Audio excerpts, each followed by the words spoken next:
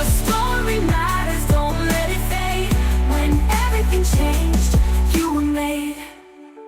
Welcome to the When Stories podcast. I am Michelle Vandehay, your certified facilitator. And today I have the joy of speaking with Merri Guggisberg from my March When Stories cohort. So welcome, Merri. Thanks, Michelle. So good to be with you. Thank you so Yeah, much. good to be with you too. So why don't you share with everyone what you do for your business? Yeah, so MKG Parent Coach, that is the name of the business. And what it means is that I help parents, caregivers, educators, I have coached grandparents how to bring mindfulness, kindness, and gratitude into everyday life, into every situation.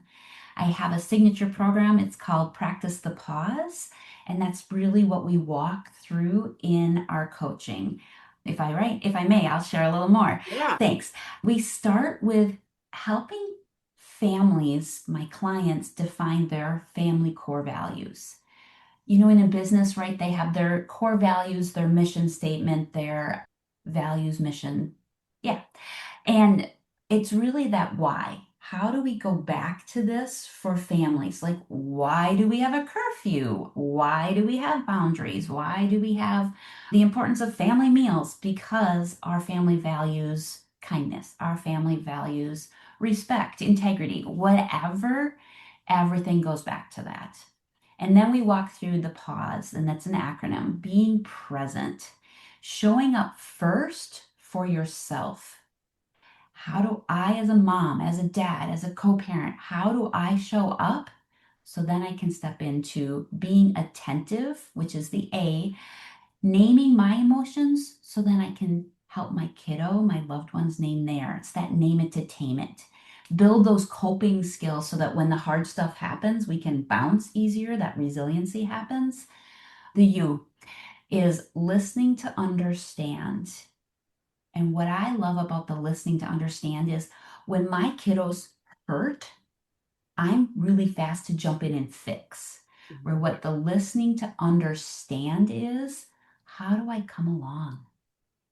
How do I show up and validate my kiddo, validate my loved one? I'm going to be there shoulder to shoulder with you, and we're going to journey through this together, but I can't fix it. But that means I have to be comfortable in my own stuff to be like, whoa, it's so bumpy right now. And when they hurt, I just want to fix it because I don't want to hurt. Yeah. The S is the circle of support. And that's also one of those, who do we need in that circle? All kids need 5 caring, active adults in their lives to thrive. Who's in there for our kiddos? And if they're not there as adults, who do we get to put in that? But then we need them too. We need those circles of support. In my When story, I talk about we put the mask on, and it's that opportunity to pull that mask down and be like, I don't have to do this alone. I get to bring others in as support. And then the last letter is the E. E is exploring solutions together. It's that opportunity to go shoulder to shoulder. I want to empower parents to be like, I'm going to support my kiddo. It might not be the decision I would have made, but you know what? They're going to learn. They're going to learn whether it's natural consequences or we're just going to hold them so that they might, I call it the guardrail. They might bump into the guardrail, but I don't want them to go all the way over the guardrail. So we're going to have that exploring solutions together. Very long answer to tell you what I do. No, I love that. That was super helpful and just like the especially the listen to understand. I actually just last night, I think it was at our dinner table, and my daughter said something and I was giving her advice or whatever, and she was Mhm. kind of, rolling her eyes at me and whatnot. And then I said, "Oh, were you wanting me to listen or were you wanting me to give you advice?" And she's like, "Just listen." I was like, "Oh, okay, I'm sorry. Like the way you said it, it seemed like you were looking for advice." And then I said to my husband, I'm like, "Did it sound like she was looking for advice?" And he looks at me and he was like, "No." And I'm like, "Oh my God, I just like in my head, it's like you said, it's like we just go to this fix it mode. Yeah. And it's like it's so easy to want to go there." Hmm. Yeah. Yeah, and even what you said, right? It's sometimes it's as they start unloading, you can be like, do you just need a sounding board right now? Or do you really want, and you ask for permission. You ask for Yeah. permission to share. I am really fast at interrupting. Ugh, I get so mad at myself when my kiddos are telling me something. And I'm like, no, that's their story. Just listen. Listen to understand. That's I literally have a little reel playing in my brain, like, Mary, what are you listening for? What are you listening for? And then are they listening for fixing? Or so, oh, beautiful example, Michelle. You're Yes. living it. You are so living I the am. And you are so helpful for me. So I so appreciate all of your suggestions for me and just being that sounding board. And so do you work with like what for parents of kids of like what kinds of ages do you typically work with? Yeah, I find, I don't know, the energy that I put out, they just come to me is parents with that middle school to like pre-K. Parents in that demographic. I'm in Minnesota. In Minnesota, we have this thing called Early Childhood Family Education, ECFE. And a lot of those with babies and toddlers go to those classes and they get those skills. Well, then they hit elementary school and they're like, now what? And they still want that guidance. So definitely those parents are like, whether I do group work, whether we do group work in person or virtual, or one-on-one. And my one-on-ones or co-parent are all of those are done virtual. So I have clients all over the world, literally. I've had groups in London. But middle school, so that's my parents who are like, this kid used to confide in me with everything, and now they barely talk to me. What's changing? And we talk about the devices and technology and so many. This isn't what it was like when I was a kid. How do I come alongside? And then grandparents. Grandparents are like, oh my gosh, I don't even know how to talk to my grandchild anymore, other than, hey, I don't know how to do this on my phone. Will you help me? Yeah. And that's not the connection that we want. I have yet to hear a parent say, "Yeah, it's fine. I just game with my kid and that's okay." No, they want to build that trust where their kiddos know that no matter what, my parent is there for me. That's Yeah. what I get to score. Yeah, definitely. I was talking to another friend of mine that's also a parent, and we were just like joking. It's like, yeah, we need to give ourselves grace and also like tell our kids sometimes, like, hey, I've never parented before, right? Like, Right. it's like we only Mhm. know how we were parented. And even that, it's like we don't know how our parents came to the decisions they came to. And so having someone to support us can be super valuable. Exactly, exactly. And our parents didn't have the technology. And there was so much. I mean, I was raised in a dairy farm in central Wisconsin, and you just did what they told you. You didn't question. And we really want to empower our kids to be like their why. Why am I making these decisions? And that's back to those values, right? This is the foundation my parents laid for me. Why may not align with that? And we get to help them discern and navigate. That plays also into who do I surround myself with? Am I surrounding myself with other friends who have similar values, who are challenging me to be the best me? Or are they taking me on a different path? And then we want to just help our kids discern that. Yeah, yeah. And it's challenging to do that sometimes, especially as they're growing up. And like I have a now middle schooler, and yeah, they just like there's so much that they're learning. They're kind of in between this, like they're becoming adults, but then they're still kind of little kids. It's a very interesting age in that aspect too. And they're like trying to figure out themselves as well. Exactly. That's that search for independence, but the security of knowing that I can go back and play with my dolls if I want to, because it's okay. So, yeah, so much Yeah, navigating. definitely. Well, thank you so much for sharing about your business and what you do, and you're just so helpful. And we'll make sure and have more of your information in the show notes as well. So tell us a little bit about your experience with When Stories and maybe like how you came to the decision to become a When Stories speaker. Yes, thank you. So I met Wendy Babcock. Oh my goodness, I'm going to think how many years ago. Many, we'll just say many, probably 4 or 5 years ago, from attending one of her conferences, but watching for many years as the When Stories has evolved. You and I met, oh, a few years ago. through a different business organization. And it was, I think, just staying on the sideline and being like, oh my gosh, look at that. Oh, now look at that. And finally feeling like I'm ready. I think what really spoke to me too is when you and I did a call once and you're like, yeah, you're not alone. I'm here to support you the whole way. Because I think so many times we think our story isn't valid. Like, it's not like, oh, nobody cares about that. But when you start peeling the layers back, so many people resonate with it. And it's that trust that what you're sharing is going to support another person in their journey.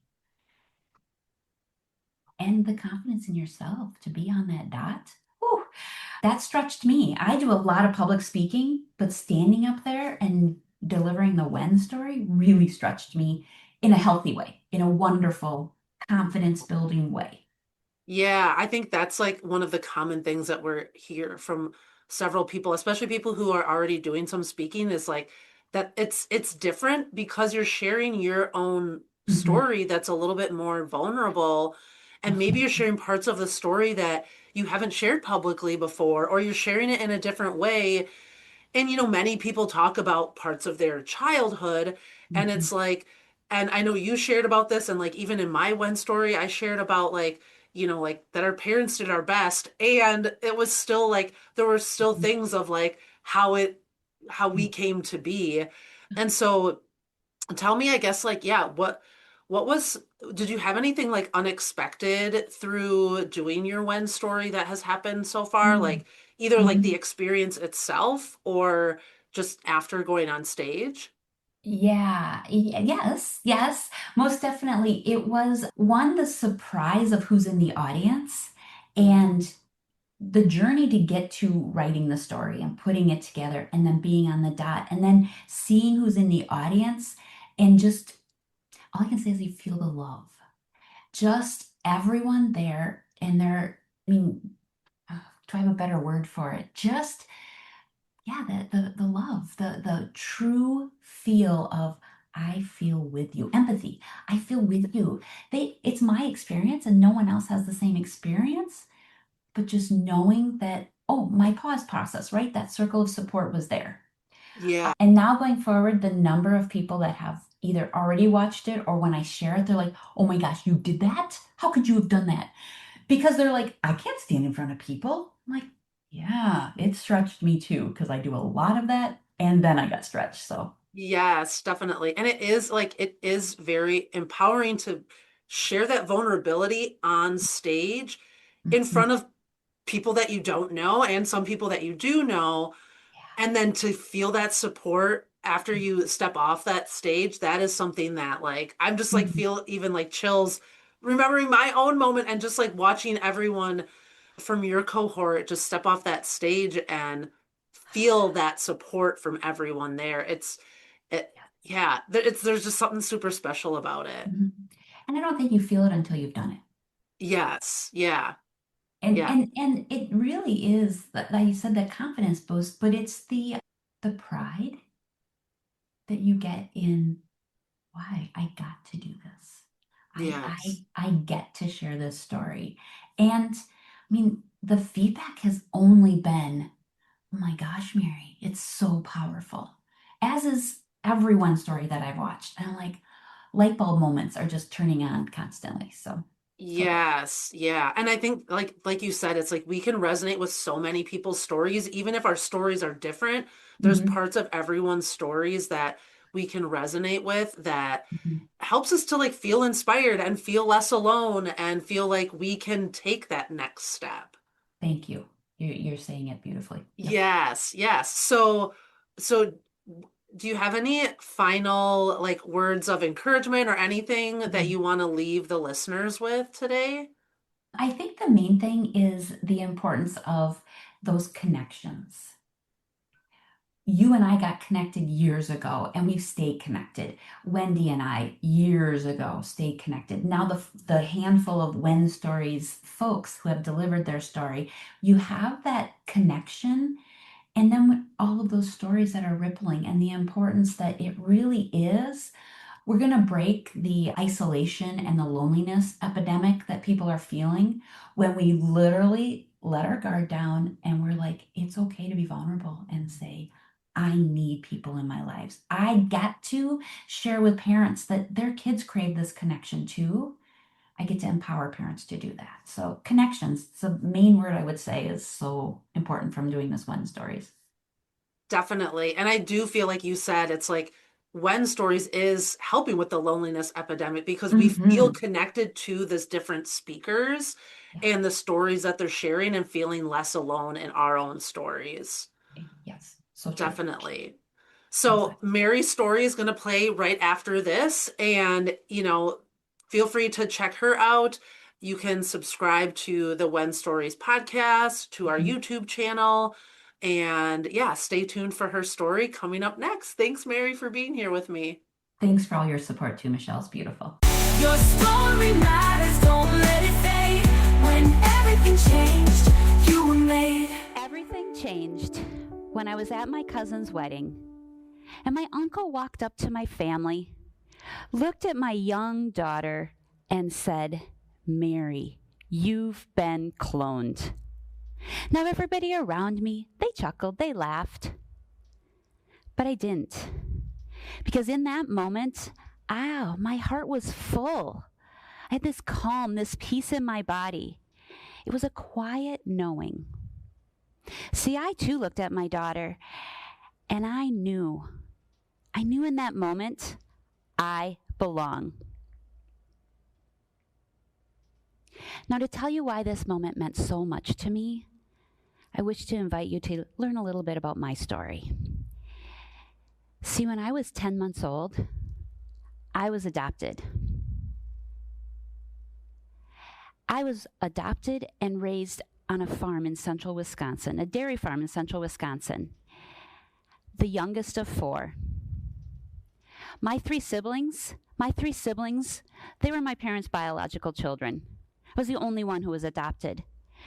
I had a wonderful childhood, cousins who were my best friends, and if you couldn't find me at home, you'd find me at their houses. Or for extra special time, we'd be making memories at our grandparents' house. It was wonderful. We had the opportunity because, one, all of our parents were dairy farmers, and we all lived close. And I was the only one with red hair. No cousins, no siblings. In fact, my grandpa used to joke and say, do you want to know where your red hair came from? Oh, we left you out in the rain and your hair rusted. Or my dad would just jokingly say, we found you under a rock. All in good fun, and I did laugh along. But inside, whenever anyone commented on my appearance, I had that tightness in my shoulder. You know how you get that knot in your stomach? Yeah, every time someone would comment on my appearance, knowing I was different. See, when I was young, my parents told me from before I even understood what the word adopted meant, that I was adopted. And I remember all of us, we were out at a local restaurant having a meal together, and I overheard the table near us comment and go, I wonder where she got her red hair. Remember, I don't know what this word means. And I bounced up and said, I'm adopted. Again, not knowing what I was saying, only knowing I was different. I didn't fit. I've learned that even in homes where children are loved, they can be trying to figure out where they fit. I grew up in a faith-filled family. I had security. I had family. And still I wondered, who am I becoming? Who do I look like? Where do I belong?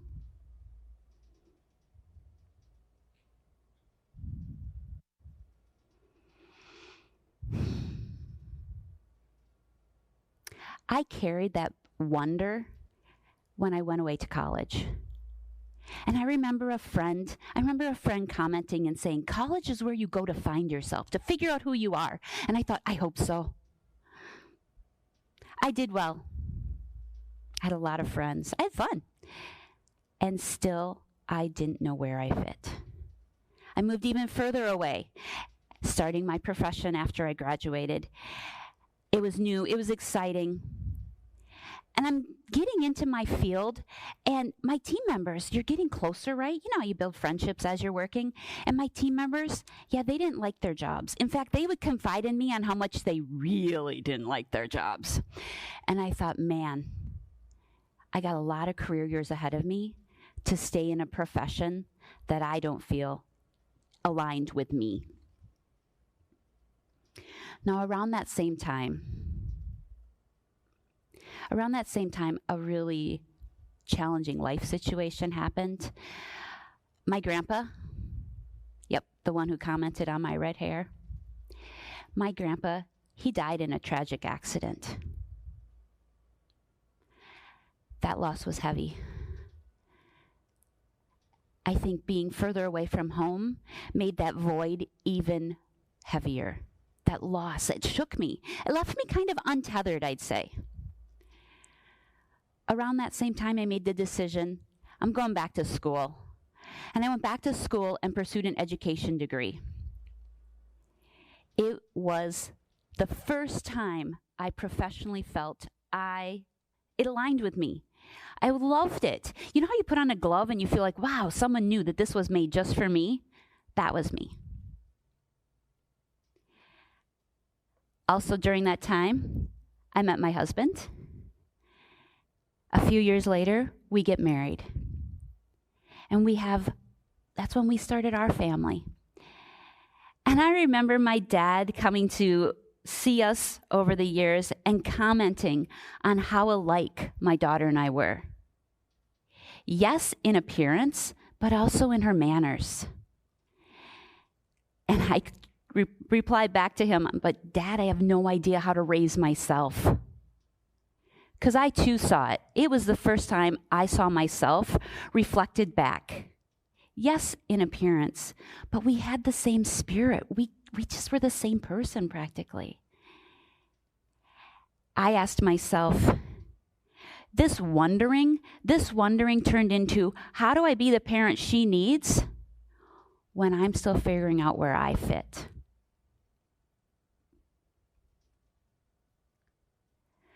First, trying to figure out where I fit as a daughter, then as an employee. I remember being in one of my professions and always feeling I had to prove I deserved to be there, prove that I could do it all. In fact, there was a situation where a coworker once said to me, Merri, if I were in your shoes, I would have resigned a long time ago. And I thought, why? I'm used to proving myself, proving I could do it all, wearing it like a badge of honor. Along the way, I learned the difference of that proving is different than fitting in and true belonging. See, fitting in is where we put on a mask and we camouflage our true self because we're going to live into the expectations that everyone else sets for us. Hiding who we are. Wearing a mask, camouflaging our true self. Where true belonging is living into that unique fingerprint each of us has, celebrating that uniqueness, showing up with your true, authentic self. And people love you because of that. That's true belonging.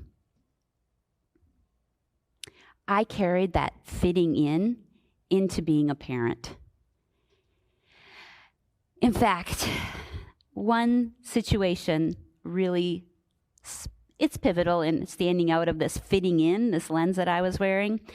See, when my daughter was in 6th grade, avid reader, and she loved this book series that was turned into a movie.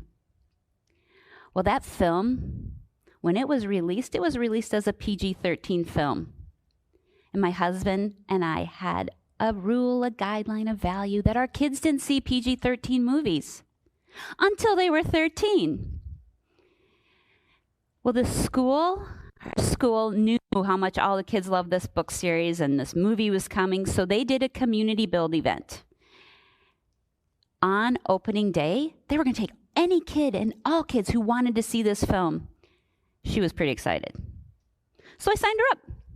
I signed her up, and I signed myself up as a chaperone. Again, proving I wasn't too rigid, proving that I can be flexible, proving to the other parents that, yeah, we can do this. The morning of the film, or it's getting closer to that film release. And you remember that knot I told you about I had in my stomach when I was a little girl? Yeah, that knot was back. That knot that said, this doesn't feel right. This isn't in alignment with your values. So I did the challenging, heartbreaking, hard, conflicting thing. And I told my daughter, you can't attend. Needless to say, she was crushed. She was heartbroken. Maybe a little angry. But to add to that, I still attended. I still went as a chaperone. Because you know what? I had to prove I fulfill my commitments. What was I proving myself to? To the school? To the other parents? To myself?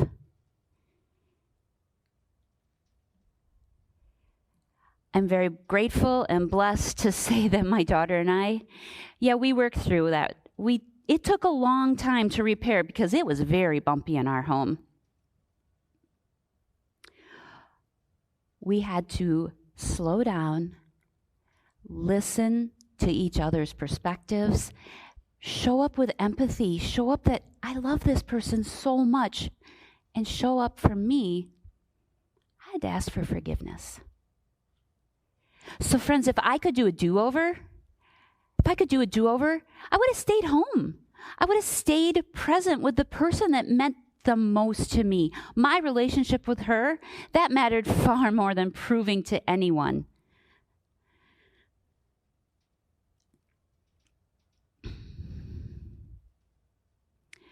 I believe when we parent from proving, relationships are broke. But when we parent from the true belonging, staying in alignment with one's values, keeping the relationship at the center, that's where relationships blossom.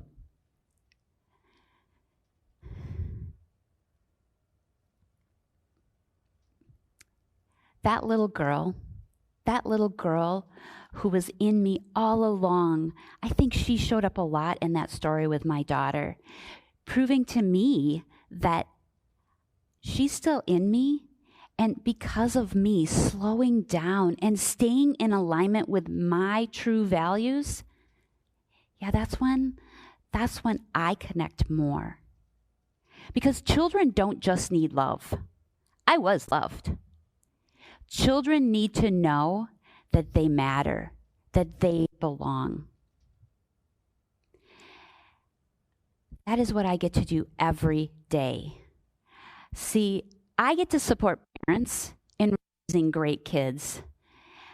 I'm a parent coach who helps parents bring mindfulness, kindness, and gratitude into every situation. We start by pausing and holding on to what aligns with you inside. How to be present, fully, head and heart present for our loved ones. Letting go of comparison. The signing your child up for an event that doesn't feel aligned with you. Letting go of that. Showing up and listening to understand, not to judge. I like to say, listen with care, respond with love.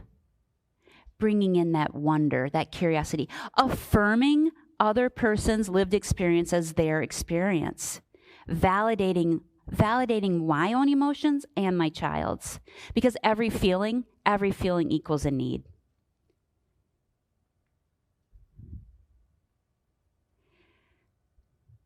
When we parent from true connection, keeping that relationship at the center, loving the one you're with, that's when we step into parenting by being the person we needed when we were our child's age.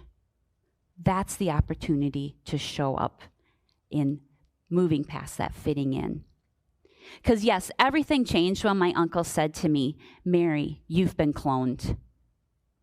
But what changed for me is way past our appearance to true belonging. True belonging isn't about genetics. It's about helping one feel seen, know that their inner world matters, their perspective is theirs, and I'm going to support that. Because when we parent from true belonging, our kids won't spend years figuring out where they fit. They'll simply know they belong. Your story matters, don't